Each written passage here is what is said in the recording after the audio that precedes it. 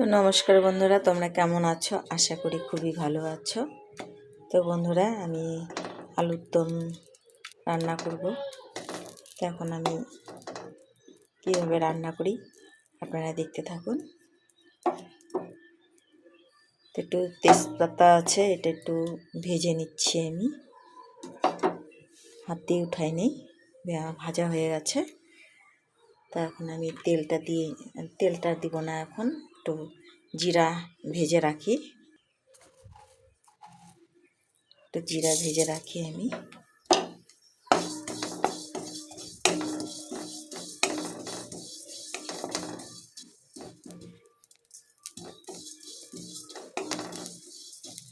কাঁচা জিরা দিয়ে আলুর দম দিব না, আলুর দম করবো না আর কি।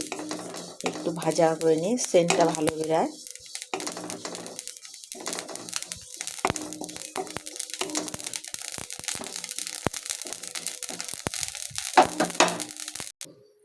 তো তেলটা আমি দিয়ে দিচ্ছি এখন, অল্প তেল দিলাম, জিরা দিয়ে দিলাম,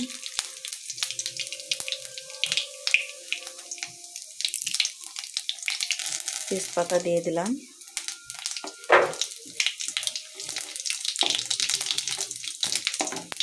মশলা বেটে নিয়েছি। এখানে কাঁচা লঙ্কা, রসুন, আদা, পেঁয়াজ বাটা আছে, একসাথে বেটে নিয়েছি।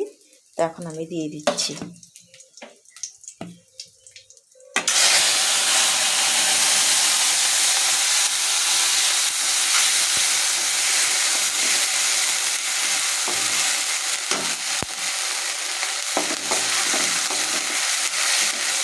ভাজা ভাজা করে নিই।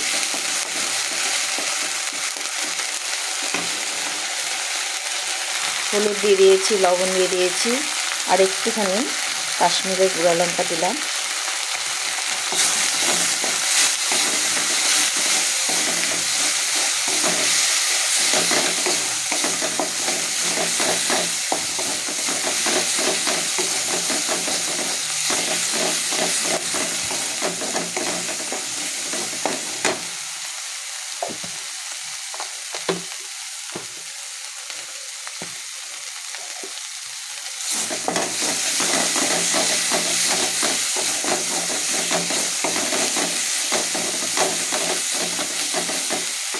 তো যে মশলা ছেড়ে দিচ্ছে, তেল ছেড়ে দিয়েছে মশলায়।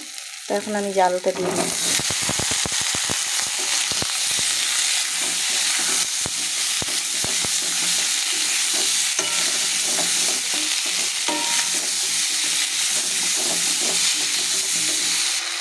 এখন এই যে মটরশুঁটি দিয়ে দিচ্ছি আমি, হালকা কষানো হয়ে গেছে। এখন আমি মটরশুঁটিটা দিয়ে দিলাম।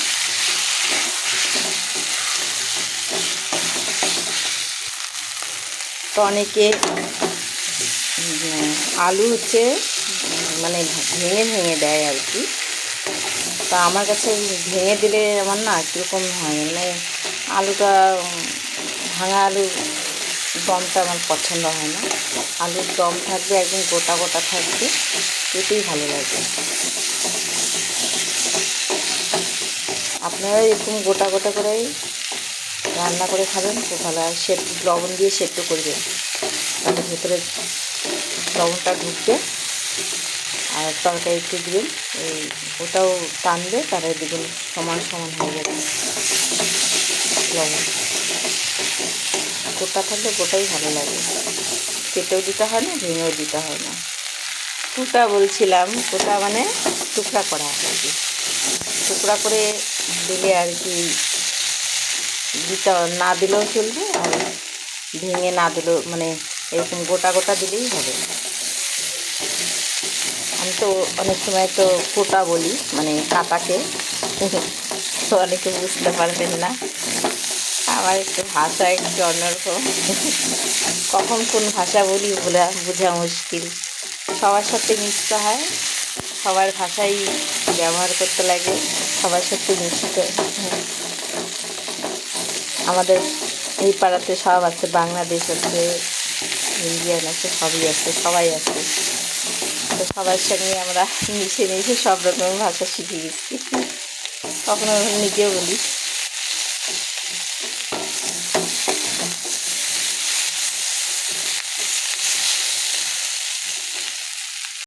তো এখন আমি যে জল দিয়ে দিচ্ছি।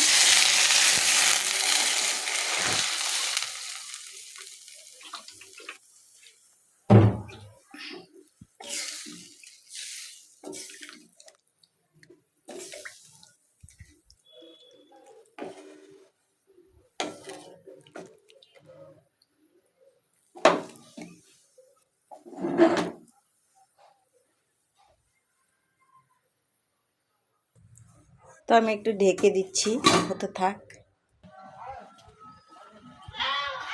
তো নমস্কার বন্ধুরা, তোমরা কেমন আছো? আশা করি খুবই ভালো আছো। তো এখন আমি এই যে বাইরের দিকে আসলাম, তো যাবো একটু ওই মাঠে। দেখি কালকে কালকে না রোববারে একটা প্রোগ্রাম আছে, এখানে সবাই খেলবে, তাই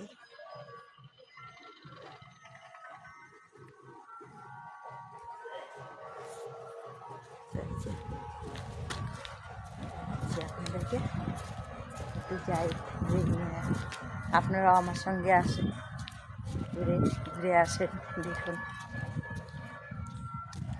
বৃষ্টি, ওয়েদারটা কীরকম, পুরো মানে বৃষ্টির ফোঁটা পড়ছে আর কি। বৃষ্টি বলবো না কুয়াশা বলবো, কিছু বুঝতে পারছি না। দেখুন এই যে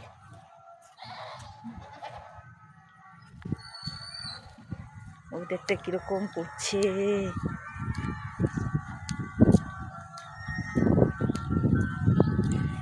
বাপরে বাপ। বৃষ্টি বৃষ্টি সব গরুগুলাকে বেঁধে রাখছে এখানে।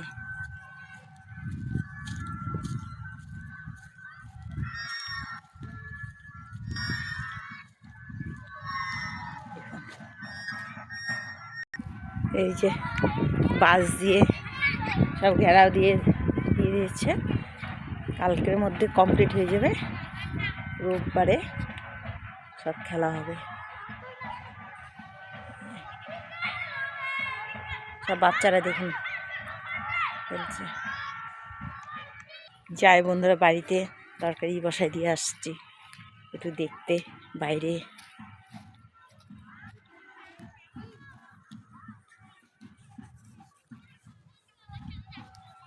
তো ভাবলাম একটু দেখায় নিয়ে গেলাম।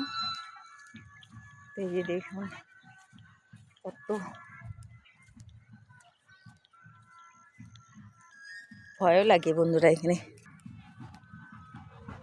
তো বন্ধুরা সবাই ভালো থাকুন, সুস্থ থাকুন, আর আমার পাশে থাকুন। আর যদি ভিডিওতে কোনো ভুল টুল বলে থাকি ক্ষমা করে দিবেন।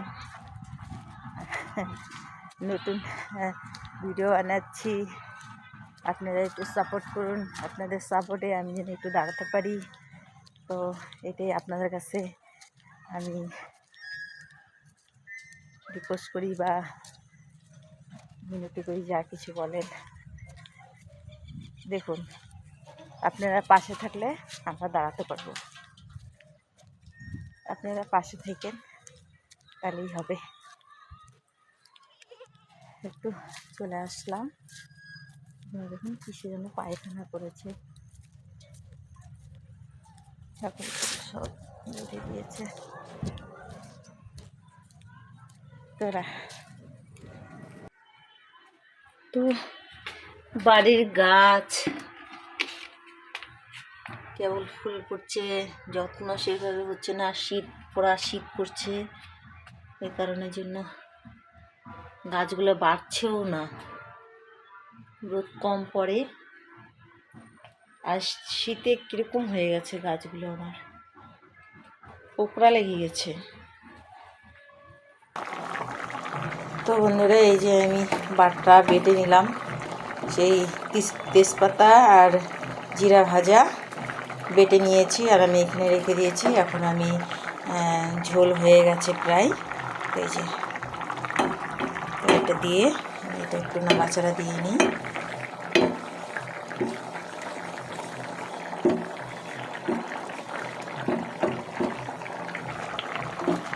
তো আমি এখন দিয়ে দিচ্ছি